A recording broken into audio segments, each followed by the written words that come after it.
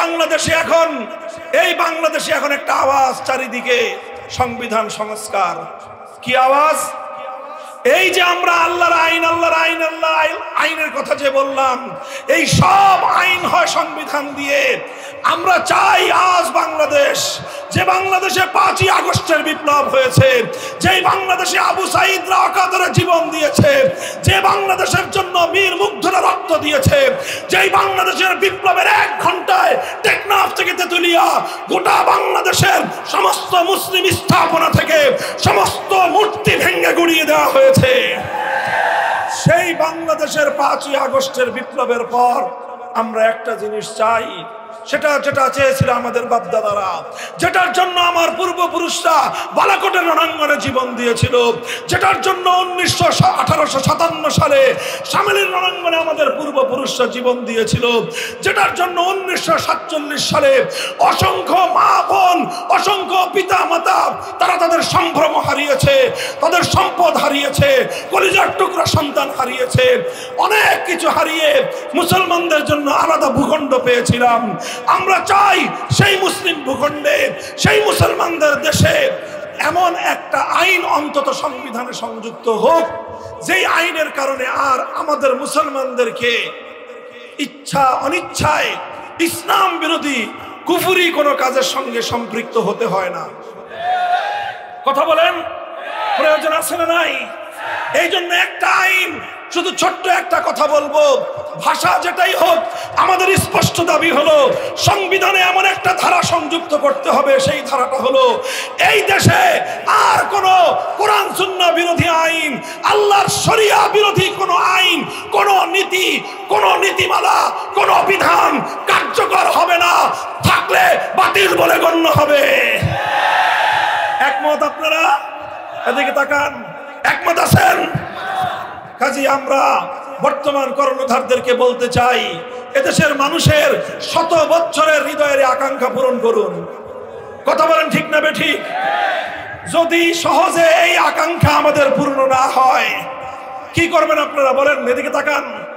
যদি আমাদের 100 বছরের এই হৃদয়ের আকাঙ্ক্ষা যদি পূর্ণ না হয়, তাহলে কোরআন বিরোধী আইন বাতিলের জন্য, ইসলাম বিরোধী আইন এবং বিধানগুলোকে বাতিল আর অকার্যকর করার জন্য যদি জীবন দিতে হয়, যদি রক্ত দিতে হয়, যদি শহীদ হতে হয়, 2000 নয়, 2 লক্ষ নয়, 2 কোটি যুবকের রক্ত দিয়ে যদি আল কোরআনকে বিজয়ী করতে হয়, শহীদ ঈদগাহে চারা দেওয়া।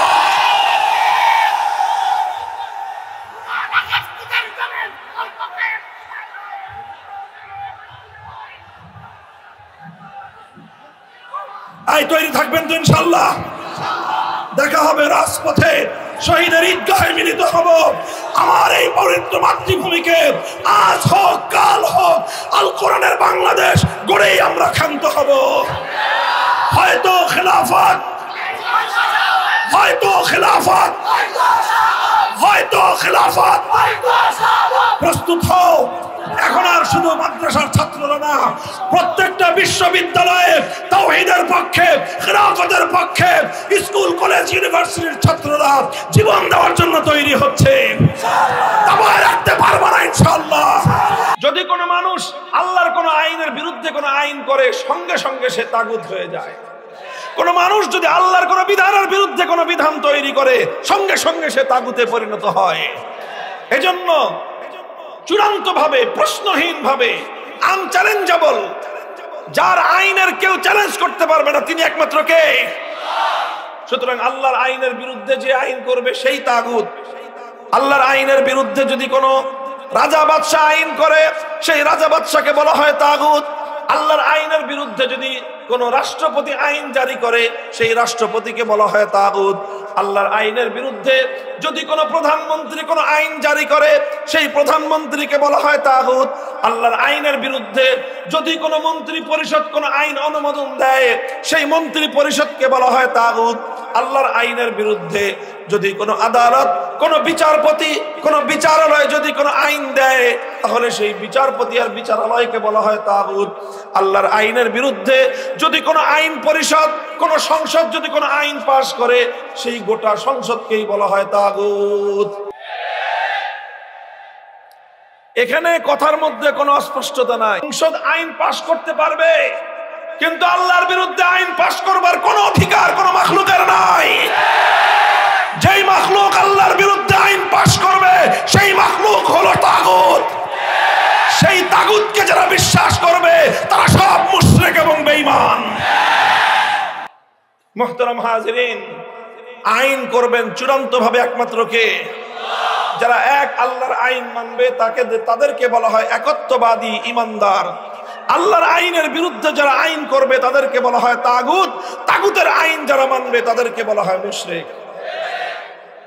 মুহতারাম হাজিরিন, এইবার যদি আপনারা তালাশ করেন আপনাদের সমাজে এই ঈমান এবং এই যে তাওহীদ এবং তাগুতের যে পরিচয় আমি দিলাম, এই পরিচয়ের ম্যাগনিফাইং গ্লাস দিয়ে, এই পরিচয়ের যদি আপনি এই পরিচয়ের গ্লাস দিয়ে, ম্যাগনিফাইং গ্লাস দিয়ে, দূরবীন দিয়ে যদি আপনি খুঁজেন, আপনার সমাজে অসংখ্য অগণিত হাজি পাবেন বেঈমান। হজ করলে মানুষ ইমানদার হলে আবু জাহাল আপনার চেয়ে আমার চেয়ে কয়েক গুণ বেশি হজ করেছিল। কমপক্ষে না হলে 50 বার হজ করছে সে জীবনে। এই আবু জাহেলরা 50 বার হজ করার পরেও ইমানদার না বেঈমান? তো হজ করলেই মানুষ ইমানদার হয় না। তাহাজ্জুদের নামাজের সময় যায় নামাজ তালাশ করলেই মানুষ ইমানদার হয় না। ইমানদার হওয়ার জন্য সর্বপ্রথম আপনাকে আল্লাহর একত্ববাদে বিশ্বাসী হতে হয়। ইমানদার হতে হলে সর্বপ্রথম তাওহীদকে বিশ্বাস করতে হয়, এবং তাওহীদ ফিল ইবাদাহকে যেরকম বিশ্বাস করতে হয়, তাওহীদ ফিল হাকিমিয়াহকেও বিশ্বাস করতে হয়।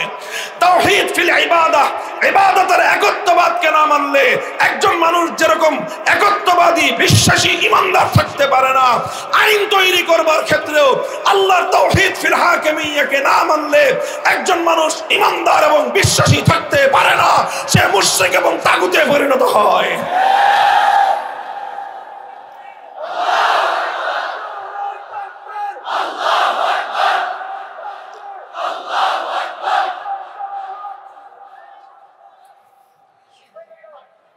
মুহতারাম হাজিরিন, এই যে একটা কথা বললাম আপনাদের কাছে, দেখেন বড় জরুরি কথা, এই কথা সমাজে নাই। তাগুতের দাপটে কেউ আর তাগুতের পরিচয় সমাজের কাছে বলে না। গত 15 বছর ধরে ফ্যাসিস্টকে, ফ্যাসিবাদী স্বৈরাচারী শক্তিকে মানুষ ফ্যাসিবাদী বলার সাহস পাইছে? কেউ ফ্যাসিবাদী বলার সাহস পায় নাই, কেউ তাকে স্বৈরাচারী বলার সাহস পায় নাই। সবাই তার গুণগান গাইছে, মাহফিলে মাহফিলে তার গুণগান গাওয়া হয়েছে। পত্র পত্রিকাওয়ালারা, সাংবাদিকরা এই ফ্যাসিবাদী স্বৈরাচারীকে গুণগান গাইতে গাইতে তার ছবি দিয়ে সারা পৃষ্ঠা সমস্ত পত্রিকা ভরে রাখছে। প্রত্যেকটা ইলেকট্রনিক্স মিডিয়ার স্ক্রিনে সারাদিন এই ফ্যাসিবাদী স্বৈরাচারীর প্রচার আর তার গুণগান গাইছে। এখন সবাই তাকে ফ্যাসিবাদী বলে, সব টেলিভিশন তারে ফ্যাসিবাদী কয়, প্রত্যেকটা পত্রিকা তাকে ফ্যাসিবাদী লেখে, এখন প্রত্যেকটা মঞ্চে মঞ্চে তাকে ফ্যাসিবাদী বলা হয়। এতদিন বলস নাই কেন তাহলে? কারণ তার ভয়। কি কারণে বলে নাই? তার ভয়ে, তার প্রভাবের কারণে বলে নাই। ঠিক আজ আমি আপনাদের সামনে যে কথা বললাম, এই সমাজকে তাগুত গ্রাস করে নিয়েছে, এই জন্য এই সমাজ তাগুতের পরিচয় তুলে ধরে না। আমাদেরকে সাহস করতে হবে, হিম্মত করতে হবে, সমাজ থেকে তাগুতের শেকড় শুদ্ধ উপড়ে ফেলতে হবে।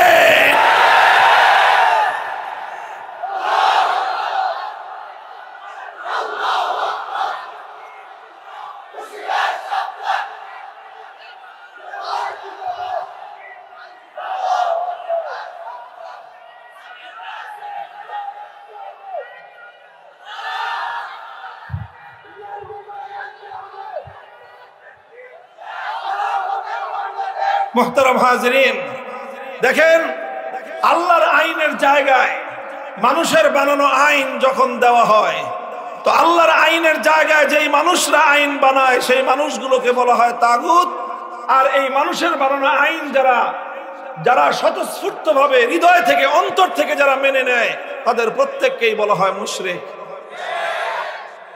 মুসলমানদের মধ্যে এই অভিশপ্ত ধারা ছিল না। মুসলমানরা এটা কল্পনাও করতে পারতো না যে আল্লাহর আইন উৎখাত করে কোনো মানুষ আল্লাহর আইনের জায়গায় নিজে আইন তৈরি করতে পারে। মানুষ এত বড় গাদ্দার আর বিশ্বাসঘাতক হতে পারে যে স্বয়ং সৃষ্টিকর্তার সঙ্গে সে নিজে টক্কর দিবে। মানুষ এত বড় বিশ্বাসঘাতক হতে পারে বলে মুসলিমরা এক সময় জানতোই না, তাদের ধারণাই ছিল না।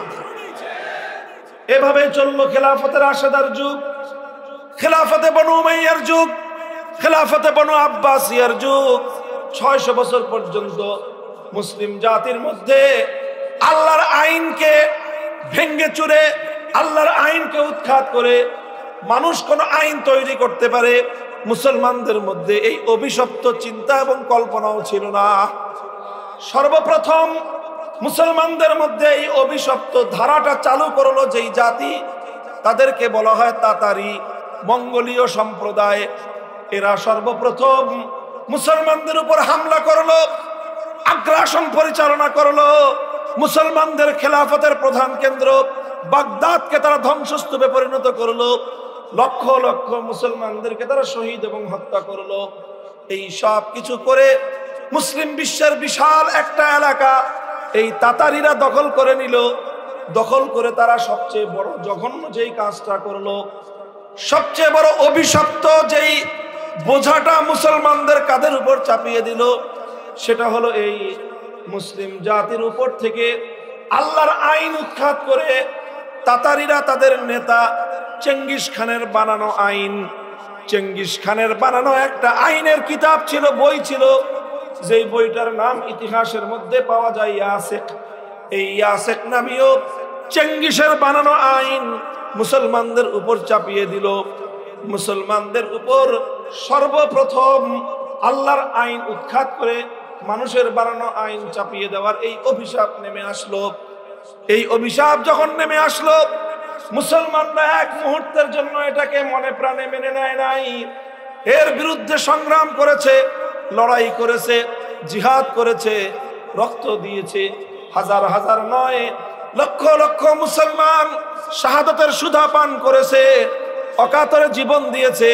ওলামায়ে কেরাম তারা অনেক ত্যাগের কোরবানি আর জুলুমের শিকার হয়েছে। শাইখুল ইসলাম ইবনে তাইমিয়া রাহমাতুল্লাহি আলাইহি 6 বার কারাগারে বন্দী হয়েছেন। জীবনের বেশিরভাগ সময় তিনি কারাগারে অবরুদ্ধ অবস্থায় অতিক্রম করে দিয়েছেন। সব কিছু করেছেন, কিন্তু এক মুহূর্তের জন্যও আল্লাহর আইনের পরিবর্তে কোনো মানব রচিত আইনকে তারা মেনে নেন নাই। এর বরকতে মুসলমানদের ত্যাগ, কোরবানি, সংগ্রাম এবং জিহাদের ফলে আবার আল্লাহ পাক রব্বুল আলামিন মুসলমানদের উপর সাহায্য নাজিল করলেন। তাতারিরা পরাস্ত হলো, অধিকাংশ তাতারি পালিয়ে গেল, কেউ নিহত হলো, আর অনেক তাতারি ইসলাম গ্রহণ করে হেদায়েতের পথে চলে আসলো। আর মুসলিম বিশ্বের উপর থেকে আল্লাহর আইনের পরিবর্তে অভিশপ্ত মানব রচিত আইন উৎখাত হয়ে আবার আমার আল্লাহর রহমতের আইন মুসলিম জাতির উপর ফিরে আসলো। এরপরে চললো আবার শত শত বছর সালতানাতে ওসমানিয়া, খেলাফতে ওসমানিয়া। দীর্ঘ শতাব্দীর পর শতাব্দী পর্যন্ত প্রায় অর্ধেকটা পৃথিবী তারা শাসন করেছে। আইন ছিল কার? জোরে বলেন, আইন ছিল কার? এই গোটা ভারতবর্ষে মোগল সাম্রাজ্যরা আইন তারা রাষ্ট্র শাসন করেছে, তারা জনগণকে শাসন করেছে, কিন্তু আইন ছিল কার? একমাত্র আইন ছিল আল্লাহর। মুসলিম বিশ্বের মধ্যে আল্লাহর আইনের পরিবর্তে গায়রুল্লাহর আইন চাপিয়ে দেওয়ার এই অভিশপ্ত ধারা মুসলমানদের মধ্যে ছিল না। আস্তে আস্তে 18 শতাব্দীর মাঝামাঝি সময়ে পশ্চিমা সাম্রাজ্যবাদী গোষ্ঠী মুসলমানদের উপর আগ্রাসন চালায়। আমাদের ভারতবর্ষ দখল করে নেয় ব্রিটিশ সাম্রাজ্যবাদী শক্তি, ফ্রান্সের সাম্রাজ্যবাদী শক্তি মুসলমানদের আফ্রিকার বিশাল অঞ্চল দখল করে। ইতালি, আফ্রিকা এবং মধ্য এশিয়ার বিশাল মুসলমানদের ইসলামী অঞ্চলকে তারা দখল করে নেয়। এইভাবে মুসলিম বিশ্ব তারা প্রায় সবটাই সাম্রাজ্যবাদী, পশ্চিমা খ্রিস্টীয় এই সকল সাম্রাজ্যবাদের আগ্রাসনের শিকার হয়। এইটা তারা করে সবচেয়ে বড় ক্ষতি মুসলমানদের যেটা করেছিল, মুসলমানদের মানচিত্র কেড়ে নিয়েছে, এটা বড় নয়। মুসলমানদের স্বাধীনতা কেড়ে নিয়েছে, শুধু এটা নয়, বরং মুসলিম জাতির উপর সবচেয়ে বড় অভিশপ্ত যেই ধারাটা তারা চালু করে দিয়েছিল, সেটা হলো এই মুসলমানদের জাতির উপর থেকে আল্লাহর আইনকে উৎখাত করে ব্রিটিশ সাম্রাজ্যবাদ তার ব্রিটিশ প্রবর্তিত আইন মুসলমানদের উপর চাপিয়ে দেয়। এটা 1857 সাল, 1757 সালে ব্রিটিশরা এদেশ দখল করা শুরু করে। এইভাবে চলতে চলতে গোটা ভারতবর্ষ, যেটা একসময় মুসলমানদের অধীনে ছিল, সেই ভারতবর্ষ চলে যায় ব্রিটিশের অধীনে। আর যেখানে আল্লাহর আইন ছিল, আল্লাহর আইন উৎখাত হয়ে ব্রিটিশের আইন চালু হয়ে যায়। যখন ব্রিটিশ তার আইন এভাবে চালু করে দেয়, তখন 1803 সালে এই ভারত উপমহাদেশের একজন সিংহ শার্দুল, একজন বাঘের বাচ্চা, যুগের শ্রেষ্ঠ আলেম শাহ আব্দুল আজিজ মুহাদ্দিস দেহলভী রহমতুল্লাহ আলাইহি, তিনি একটা ফতোয়া জারি করেন। কি জারি করেন? একটা ফতোয়া জারি করেন। তার সেই ফতোয়াটা ছিল এই যে এখানে মুসলমানরা যতই সংখ্যায় থাকুক, মুসলমানরা সংখ্যায় যত থাকুক, মুসলমানরা যতই নামাজ পড়তে পারুক, যতই হজ করতে পারুক, ব্রিটিশরা এই দেশ থেকে হজে যাওয়ার জন্য জাহাজের ব্যবস্থা করত, মুসলমানদেরকে জাহাজে হজে পাঠাতো, সব ছিল। মুসলমানরা নামাজ পড়তে পারতো, হজ করতে পারতো। শাহ আব্দুল আজিজ বললেন, মুসলমান আছে, নামাজ আছে, ইবাদত আছে, সব ঠিক আছে, শুধু একটা জিনিস নাই, জমিন কার? এখানে আল্লাহর আইন নাই, আল্লাহর আইনের জায়গায় ব্রিটিশের আইন আছে। সুতরাং তিনি বললেন যে দারুল ইসলাম, ইসলামের দেশ ওই দেশকে বলা হয় যে দেশে শুধু মুসলমান থাকে না, বরং যে দেশে আইন চলে কার? যেই দেশে আইন চলে আল্লাহর, সেই দেশটাকে বলা হয় দারুল ইসলাম। সেই দেশে মুসলমান কম থাকুক বা বেশি থাকুক, মুসলমান 10% থাকতে পারে, 20% থাকতে পারে, 40-50% থাকতে পারে, কিন্তু আইন যেখানে চলে আল্লাহর, সেই দেশটাকে বলা হয় ইসলামের দেশ। আর যে দেশে মুসলমান যতই থাকুক, মুসলমান 50%, 60%, 80%, 90% থাকতে পারে, কিন্তু সেখানে আইন যদি না হয় আল্লাহর, সেখানে আইন যদি আল্লাহর না হয়ে গায়রুল্লাহর আইন হয়, সে দেশকে ইসলামের দেশ বলা হয় না, সেই দেশটাকে বলা হয় দারুল হরব, অর্থাৎ সেটা শত্রু কবলিত দেশ। আর সেই শত্রুর কবল থেকে মানব রচিত আইনকে উৎখাত করে আবার আল্লাহর আইন বাস্তবায়ন করার জন্য সে দেশে জিহাদ করা প্রত্যেক মুসলমানের জন্য ফরজে আইন। এই ফতোয়া দিলেন শাহ আব্দুল আজিজ রহমতুল্লাহ আলাইহি 1803 সালে। মুসলমানরা জিহাদের প্রস্তুতি নিল। কেন? যে ব্রিটিশের আইন উৎখাত করে আবার আল্লাহর আইন ফিরিয়ে আনতে হবে, এজন্য মুসলমানরা প্রস্তুতি নিল। 1831 সালে বালাকোটের জিহাদ হলো, শহীদ হলেন সৈয়দ আহমদ রহমতুল্লাহ আলাইহি। 1857 সালে শামিলির জিহাদ হলো, শহীদ হলো হাফেজ জামিন শহীদ রহমতুল্লাহ আলাইহি। মুসলমানরা রক্তের সাগর প্রবাহিত করলো, ঘরে ঘরে ইতিম হলো আলেম ওলামাদের সন্তানেরা, ঘরে ঘরে বিধবা হলো আলেম ওলামাদের স্ত্রীরা, ঘরে ঘরে কোল খালি হলো মুসলমানদের মায়েদের। রক্তের সাগর প্রবাহিত করলেন, কিন্তু এক মুহূর্তের জন্য আল্লাহর আইনের পরিবর্তে কোন গায়রুল্লাহর আইনকে মুসলমানরা মেনে নেন নাই। 1866 সালে দারুল উলুম দেওবন্দ প্রতিষ্ঠা করা হয়। 80 বছর সংগ্রাম করা হয়। শাইখুল হিন্দ মাহমুদ হাসান দেওবন্দির নেতৃত্বে আন্দোলন চলে, সংগ্রাম চলে, লড়াই চলে, যুদ্ধ চলে। এভাবে সংগ্রাম করতে করতে 80 বছরের সংগ্রামের পর 1947 সালে ব্রিটিশরা এই দেশ ছেড়ে পালিয়ে যেতে বাধ্য হয়। ব্রিটিশরা যখন এই দেশটা ছেড়ে চলে যায়, জন্য দেশ হবে, হিন্দুরা বলল যে একসাথেই থাকি, একসাথে থাকলে দেশটা বড় হবে। আর হিন্দুদের সংখ্যা মুসলমানদের তুলনায় বেশি ছিল, সেই হিসেবে তারা মনে মনে মন কলা খেয়েছে যে দেশ যদি একসাথে বড় থাকে, সংখ্যা আমরা বেশি বড় দেশের সাম্রাজ্য আমরা চালাবো। মুসলমানরা, অধিকাংশ মুসলমানরা চিন্তা করলো এবং তারা সিদ্ধান্ত নিল, আমাদের এত বড় দেশের দরকার নাই, আমাদের এত শক্তিশালী রাষ্ট্রের প্রয়োজন নাই, আমাদের এত বিশাল অর্থনৈতিকভাবে সমৃদ্ধ দেশের প্রয়োজন নাই। আমরা এমন একটা দেশ চাই, মানচিত্রের আকারে সেটা ছোট হতে পারে, দেশ হিসেবে সেটা ছোট হতে পারে, অর্থনৈতিকভাবে সেটা দরিদ্র এবং দুর্বল হতে পারে। আমরা 3 বেলার জায়গায় প্রয়োজনে 1 বেলা খাবো, খেতে না পারলে প্রয়োজনে আমরা পেটে পাথর বাঁধবো, আমরা ত্যাগ আর কোরবানি স্বীকার করব, সব কিছু মেনে নিব। কিন্তু আমরা এমন একটা ভূখণ্ড চাই, যেই ভূখণ্ডের আইন হবে আল্লাহর, সংবিধান হবে আল কোরআনের।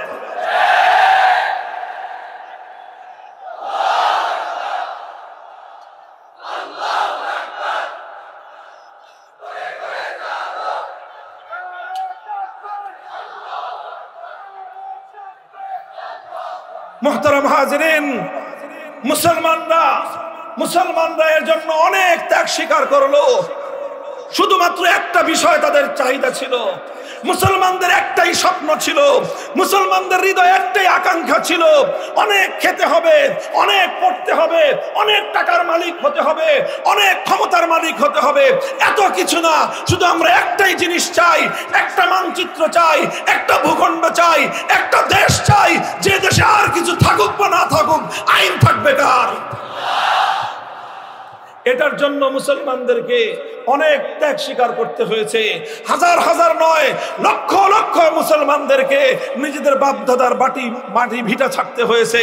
লক্ষ লক্ষ মুসলমান বাপদাদার ভিটা ছেড়েছে, নিজের সারা জীবনের অর্জিত সম্পত্তি ছেড়ে রাস্তার ফকির ভিখারিতে পরিণত হয়েছে। অসংখ্য অগণিত মুসলমান রাস্তায় নিজের সন্তানদেরকে শহীদ হতে দেখেছে। অসংখ্য অগণিত মুসলমানের রক্ত দিয়ে গোটা ভারত উপমহাদেশ রঞ্জিত হয়ে গিয়েছে। মুসলমানরা জীবন দিতে রাজি হয়েছে, শাহাদাত বরণ করতে রাজি হয়েছে, সন্তান হারাতে রাজি হয়েছে, সম্পদ হারাতে রাজি হয়েছে, দেশ হারাতে রাজি হয়েছে। কিন্তু মুসলমানরা একটা ভূখণ্ড চেয়েছিল, যেই ভূখণ্ডে আইন হবে আল্লাহর, সংবিধান হবে আল কোরআন। সবচেয়ে বড় গৌরবের কথা, সবচেয়ে বড় গৌরবের কথা আমাদের জন্য, এবং সবচেয়ে বড় হৃদয় বিদারক কথা, মর্মান্তিক কথা আমাদের জন্য, সেটা হলো এই আল কোরআনের সমাজ গড়বার জন্য, আল্লাহর আইনের একটা রাষ্ট্র এবং দেশ গঠন করার জন্য ভারত উপমহাদেশের অনেক মুসলমানরাই ত্যাগ স্বীকার করেছে। সেই পাঞ্জাবের মুসলমানরা রক্ত দিয়েছে, সেই সীমান্ত প্রদেশের মুসলমানরা রক্ত দিয়েছে, সেই বেলুচিস্তানের মুসলমানরা ত্যাগ স্বীকার করেছে। লাহোর থেকে করাচি পর্যন্ত অনেক মুসলমান অনেক ত্যাগ আর কোরবানি স্বীকার করেছে। তবে ইতিহাস সাক্ষী, গোটা ভারতবর্ষে সবচেয়ে বেশি ত্যাগ আর কোরবানি যে জাতি স্বীকার করেছে, সবচেয়ে বেশি ত্যাগ এবং কোরবানির নজরানা যে জাতি পেশ করেছে, সে জাতির নাম হলো বাংলাদেশের মুসলিম জাতি। পাঞ্জাব এবং পশ্চিম পাকিস্তানি খান পাঠানরা ইসলামী রাষ্ট্রের জন্য অত রক্ত দেয় নাই, আমার বাংলার মুসলমানরা ইসলামী রাষ্ট্রের জন্য যত রক্ত দিয়েছে। আমার বাপদাদারা, আপনার বাপদাদারা, এটা তো আসমান থেকে নেমে এসে কেউ রক্ত দেয় নাই, আসমান থেকে নেমে এসে কেউ জীবন দেয় নাই। জীবন দিয়েছে আপনার বাবা, জীবন দিয়েছে আপনার দাদা, আমার দাদা বাপদাদা, আমাদের পূর্বপুরুষরাই এই জমিনে ছিল, এবং তারাই আল্লাহর জমিনে ইসলামী হুকুমত বাস্তবায়ন করার জন্য এই ত্যাগ আর কোরবানিগুলো স্বীকার করেছে। হে মুসলমান, দুঃখ আর আফসোস লাগে, যেই দাদা আল্লাহর দ্বীনের জন্য, কোরআনের জন্য জীবন দিয়ে গেছে, আর তার নাতি আজকে আল্লাহর কোরআনকে উৎখাত করার জন্য ধর্মনিরপেক্ষতার রাজনীতি করো। লজ্জা থাকা দরকার তোমার, লজ্জা থাকা দরকার তোমাদের। তোমার বাবা রক্ত দিয়েছিল আল্লাহর কোরআনের জন্য, আর তুমি রাজনীতি করে আব্রাহাম লিঙ্কনের আদর্শে। তোমার পূর্বপুরুষরা রক্ত দিয়েছিল নবী মুহাম্মদ আরবির আদর্শের জন্য, আর তুমি রাজনীতি করো কার্ল মার্কস, মাও সেতুং, লেনিনের জন্য। কচু গাছে গলায় গলায় দড়ি দে। মুসলমানদের জন্য এর চেয়ে দুঃখজনক, এর চেয়ে অপমান এবং লাঞ্ছনার কিছুই হতে পারে না। আমাদের পূর্বপুরুষরাই রক্ত দিয়েছিল। আমাদের বাড়ির পাশে ছিল কলকাতা, এই কলকাতাকে আমরা লাথি মেরেছি, দিল্লিকে আমরা 14 তালাক দিয়েছি। আমার বাংলাদেশের চতুর্পার্শ্বে ভারত, এই ভারতকে আমরা ত্যাগ করেছি, ওদের সঙ্গে সম্পর্ক ছিন্ন করে 2000 মাইলের দূরত্বে, 2000 মাইলের দূরত্বে সেই পশ্চিম পাকিস্তানি খান পাঠানদের সঙ্গে আমরা হাতে হাত মিলিয়েছিলাম। কারণ ওই খান পাঠানদের সঙ্গে আমাদের আলাদা আলগা কোনো পীড়িত ছিল না, কোনো খাতিরও ছিল না। শুধু একটা জিনিস, একটা আকাঙ্ক্ষা, একটা তামান্না, একটা চেতনা আমাদের পূর্বপুরুষদের বুকে ছিল, সেটা হলো মুসলমানদের জন্য একটা আলাদা রাষ্ট্র হবে, আর যেই রাষ্ট্রের আইন হবে আল্লাহর, যে রাষ্ট্রে আল কোরআন হবে সংবিধান। এরপরে 1947 সালে সেই দেশ হলো, সেই দেশটার নাম রাখলো সবাই পাকিস্তান। কিন্তু সেই পাকিস্তানের ক্ষমতা যাদের হাতে গেল, পশ্চিম পাকিস্তানি খান পাঠানরা, তারা এবার টালবাহানা শুরু করলো। তারা মুসলমানদের আবেগ, ইমানি আবেগকে নিয়ে তারা মুসলমানদের জন্য আলাদা ভূমি, স্বাধীন ভূমি গঠন করলো। সেই স্বাধীন ভূমিতে কথা ছিল আইন হবে কার? সেই স্বাধীন ভূমিতে কথা ছিল আল কোরআন হবে সংবিধান। কিন্তু পশ্চিম পাকিস্তানে খান পাঠান স্বৈর শাসকরা, তারা তো কোরআনের আইন জারি করে না, আল্লাহর আইন তারা বাস্তবায়ন করে না। আমাদের আলেম ওলামারা বলল, কি ব্যাপার রাজনৈতিক লিডার সাহেবরা, কথা ছিল তো আল্লাহর আইন দিয়ে দেশ চলবে, এখনো আপনারা ব্রিটিশের বানানো আইন দিয়ে দেশ চালাচ্ছেন কেন? তখন তারা জবাব দিল যে হুজুর, ইসলামের আইন তো একটু কঠিন, আর রাষ্ট্রটা এখনো শিশু। এই শিশু রাষ্ট্র কঠিন আইন দিয়ে চালানো সম্ভব না। কঠিন আইন দিয়ে চালাইতে গেলে এখন আমাদেরকে পশ্চিমা বিশ্ব তারা সাহায্য সহযোগিতা করবে না, এই শিশু রাষ্ট্র আমরা বাঁচায় রাখতে পারবো না। হুজুররা বললেন ঠিক আছে, তাহলে তাড়াতাড়ি করেন, তাড়াতাড়ি করেন। 5 বছর পরে জিজ্ঞাসা করলো, আপনার এই শিশু রাষ্ট্র বড় হয়েছে? শাসকরা কয় যে না, এখনো বড় হয়নি, এটা শিশু আছে, আরো কিছুদিন লাগবে। 10 বছর পরে জিজ্ঞাসা করা হলো, এটা বড় হয়েছে? কয় না, আরো কিছুদিন লাগবে। 15 বছর পরে জিজ্ঞাসা করলো, শিশু বড় হয়েছে? কয় না, এখনো বড় হয় নাই, আরো কিছুদিন লাগবে। 20 বছর পরে জিজ্ঞাসা করা হলো, তোর বুইরা খাটার শিশু, এটা কবে বড় হবে? তোর এই পাকিস্তান নামক বুইরা খাটার শিশু কবে বড় হবে?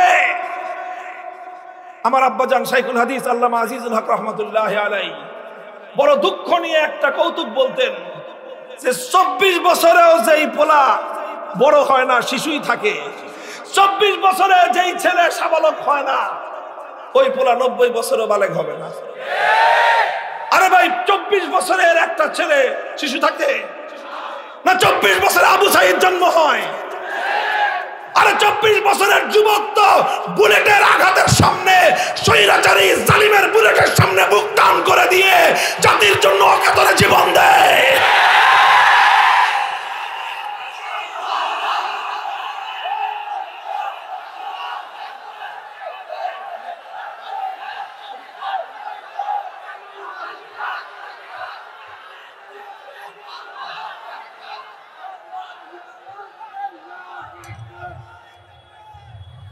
চব্বিশ বছর হয়ে গেল, পাকিস্তান নামক এই খাটাস এই পোলার কি হয় না?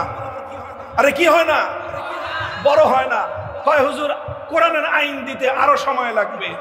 হুজুররা বললেন যে যেই পোলা 24 বছরও সাবালক হয় নাই, এইরকম অকর্মণ্য পোলা আমাদের প্রয়োজন নাই, ভেঙে টুকরো করে দাও পাকিস্তান। এদেশের মানুষ স্বাধিকারের আন্দোলন করার জন্য, স্বাধিকারের জন্য তারা মাঠে নামলো। সেই সময় একজন নেতা, যিনি 1947 সালে মুসলিম লীগ করতেন, 1947 সালে তিনিও জাতির সঙ্গে ওয়াদা করেছিলেন যে দেশে যদি মুসলমানদের আলাদা রাষ্ট্র হয়, কোরআনের শাসন হবে। সেই নেতা 70 সালে এসে বললেন যে আপনারা আমাকে ভোট দেন, আপনারা ভোট দিলে আপনি কি করবেন? তিনি ওয়াদা করলেন, প্রতিশ্রুতি দিলেন যে আমি পাশ করলে, আমার দল ক্ষমতায় গেলে কোরআন সুন্নাহ বিরোধী কোনো আইন করব না। জানতে চান সেই নেতার নাম? সেই নেতার নাম শেখ মুজিবুর রহমান। তিনি তার জীবনে 2টা পুণ্যময় কাজ করেছিলেন, বড় বড়। একটা হলো 1947 সালে মুসলমানদের জন্য আল্লাহর কোরআনের আইন দ্বারা শাসিত একটা দেশ গঠন করার জন্য মুসলিম লীগ করেছিলেন। আরেকটা জীবনের সবচেয়ে মহৎ এবং নেক কাজ করেছিলেন, 1970 সালে তিনি ওয়াদা করেছিলেন, নৌকা মার্কায় ভোট দাও, আওয়ামী লীগ ক্ষমতায় গেলে আমরা কোরআন সুন্নাহ বিরোধী কোনো আইন করব না। আপনাদের বিশ্বাস হইতেছে কথাটা?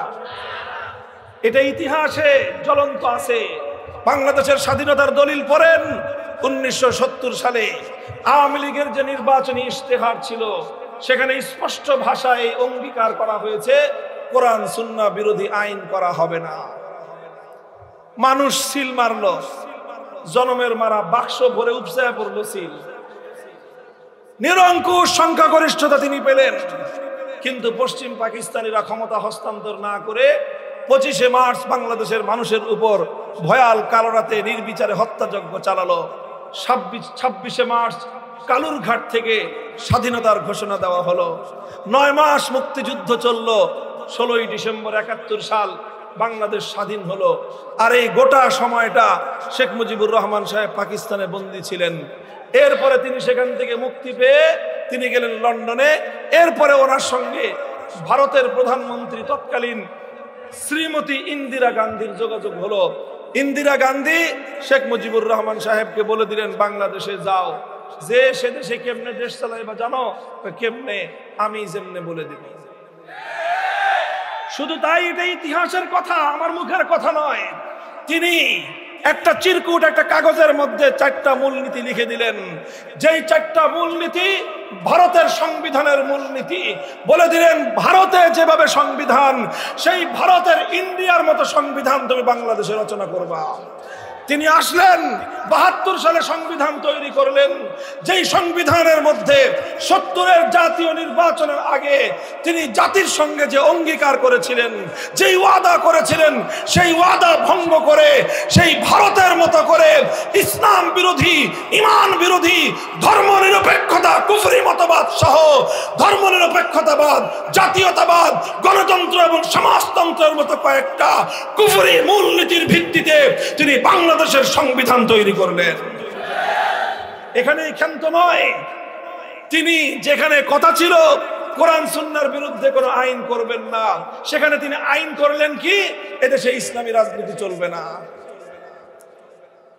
তিনি আইন করলেন, আইন করে সমস্ত ইসলামী দলগুলোকে, যারা আল্লাহর জমিনে আল্লাহর দ্বীন বাস্তবায়ন করতে চায়, যারা আল্লাহর জমিনে আল্লাহর কোরআনের শাসন বাস্তবায়ন করতে চায়, সে রাজনীতিকে তিনি নিষিদ্ধ করলেন। আর এর মাধ্যমে 70 সালে যে নেক কাজটা করেছিলেন, ভালো কাজটা করেছিলেন, ওয়াদা করেছিলেন, সেই ওয়াদার সঙ্গে স্পষ্ট বিশ্বাসঘাতকতা, গাদ্দারি করলেন।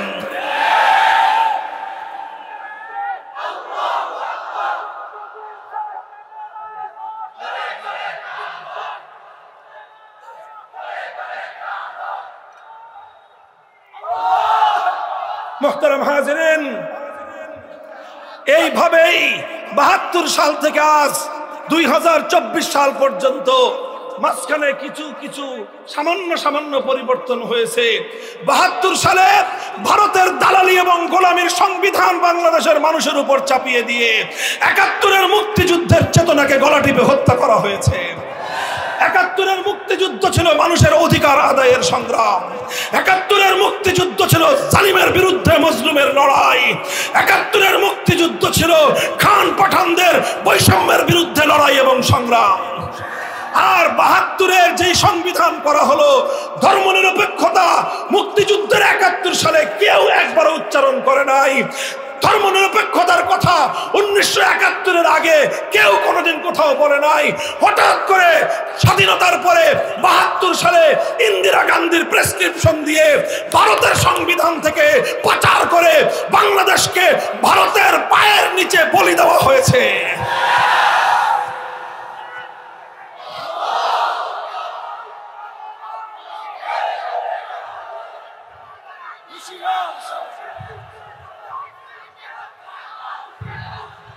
মুহতারাম হাজিরিন, কথা শুনেন।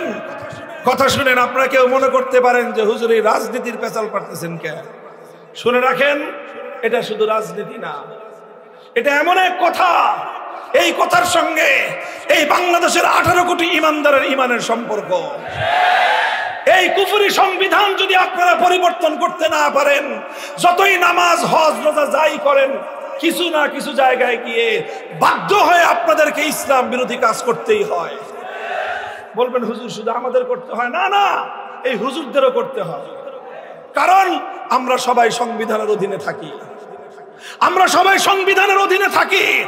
সংবিধানের অধীনে থাকার কারণে আমাদের অধিকার নষ্ট হলে, আমরা কোথাও কোনো অন্যায়ের শিকার হলে আমাদেরকে আদালতে মামলা করতে হয়। অথচ ইসলাম বলেছে, আল কোরআন বলেছে যে আল্লাহর আইন ছাড়া কোন মানুষের বানানো আইনের কাছে বিচার চাইলে সে তাগুত এবং সে কাফেরে পরিণত হয়। অথচ আমাদেরকে প্রতিদিন এই ব্রিটিশের বানানো আইনের দ্বারা পরিচালিত আদালতে যেতে হয়। কথা বলেন, আদালতে আমরা বাধ্য হয়ে যাই, এই জন্য মুশরিক হয়ে যাই নাই। শুনেন, কথাটা বুঝেন, বাধ্য হয়ে আদালতে যান এই জন্য আপনার ঈমান ঠিক আছে। কিন্তু কেউ যদি বাধ্য না হয়ে অযথাই মানব রচিত আইনের কাছে বিচার চায়, স্পষ্ট ফতোয়া, সে বেঈমানে পরিণত হয়েছে, সে মুরতাদ হয়ে গিয়েছে। কারণ সে আল্লাহর আইন বাদ দিয়ে সে বাধ্য না হয়েও মানব রচিত আইনের কাছে সে বিচার চেয়েছে। এবার বলেন, আমাদের যারা আমরা 5 ওয়াক্ত নামাজ পড়ি, আমরাও কি পরিপূর্ণ ঈমান নিয়ে থাকতে পারতেছি? যদি মন্ত্রী হয় কেউ, আরে ভাই, বর্তমানে তো আমাদের বাংলাদেশের একজন নামকরা আলেম, আমাদের গোটা বাংলাদেশের আলেমদের মাথার মুকুট, বর্তমান ধর্ম উপদেষ্টা আল্লামা আফম খালিদ সাহেব, জবরদস্ত আলেম। তিনি একজন মুহাদ্দিস, বর্তমান সময়ে বাংলাদেশের অন্যতম প্রাচীন মাদ্রাসা জিরি মাদ্রাসায় হাদিস পড়ান। এত বড় একজন মুহাদ্দিস, তিনি মন্ত্রী হয়েছেন। উপদেষ্টা মানে মন্ত্রী হয়ে ওনাকে মরা মানুষের বেদির উপর ওনাকেও ফুলের তোড়া দিতে হয়েছে, কারণ এটা সাংবিধানিক বাধ্যবাধকতা। অথচ মরা মানুষের বেদির উপর কোন ফুল দেওয়া এটা ইসলাম ধর্ম মতে সম্পূর্ণরূপে হারাম।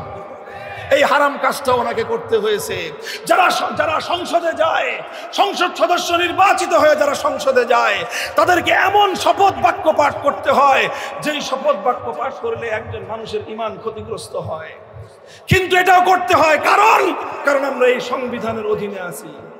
কথাটা বুঝতে পারছেন?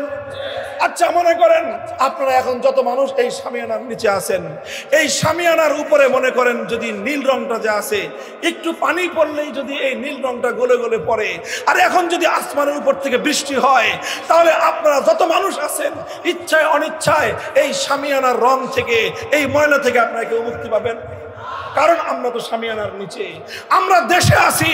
আর আমাদের দেশের সংবিধানটা কুফরি সংবিধান হওয়ার কারণে আমি, আপনি, ইমাম সাহেব, মুসল্লি সাহেব, যা আছে, হাজি গাজী, হযরত, হুজুর, পীর সাহেব, কেবলা, যা আছে সব সহ কোথাও না কোথাও আমাদেরকে ইচ্ছায় হোক অনিচ্ছায় হোক, বাধ্য হয়ে হোক, আমাদেরকে ইসলাম বিরোধী অনেক কাজ করতে হয়। আমি আপনাদের কাছে জিজ্ঞাসা করতে চাই, আমার পূর্বপুরুষরা যেই কোরআনী শাসনের জন্য জীবন দিয়েছিলেন, আমাদের পূর্বপুরুষরা যেই কোরআনী সংবিধানের জন্য রক্ত দিয়ে, শাহাদাত দিয়ে আমাদের জন্য একটা স্বাধীন মাতৃভূমির মানচিত্রকে তারা অর্জন করেছিলেন, সেই মানচিত্র আর কতকাল ব্রিটিশ প্রবর্তিত কুফরি শাসন দ্বারা, ব্রিটিশ প্রবর্তিত মানব রচিত কুফরি আইনের দ্বারা, ধর্মনিরপেক্ষতার মতো কুফরি সংবিধান দ্বারা আর কতদিন চলবে আপনারা চান? বলেন, আর কতদিন চালাতে চান? তাহলে আপনারা কি চান? বসেন। আজ বর্তমানে বাংলাদেশে ইসলামের দৃষ্টিতে, কোরআন হাদিসের দৃষ্টিতে স্পষ্ট দুটি কথা আমার। সর্বশেষ 1 নম্বর কথা হলো, এখন আমরা তো বহু আগে থেকেই বলতেছি, ভারত আমাদের উপর আগ্রাসন চালায়, ভারত আমাদের পানি আটকে রাখে, ভারত আমাদের ফেলানীদেরকে সীমান্তে গুলি করে হত্যা করে, ভারত আমাদেরকে বিনা পুঁজিতে, বিনা টাকায় আমাদের বুকের উপর দিয়ে ট্রানজিট নিয়ে যায়, ভারত